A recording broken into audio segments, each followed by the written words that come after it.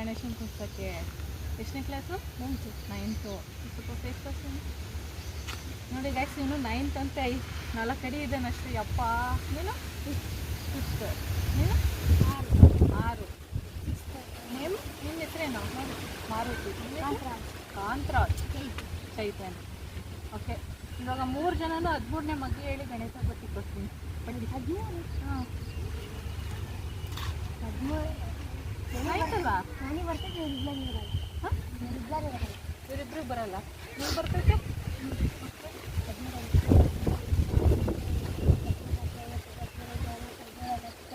13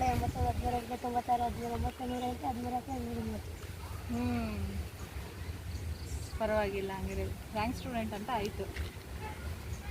ಇದೇ ಊರಾ? ಗಣೇಶ ಪಟ್ಟಿ ಬೇಕಾ? ಗಣೇಶ ಕೊಡಿಸ್ತೀರಾ? ಚೆನ್ನಾಗಿ ಓದಬೇಕು.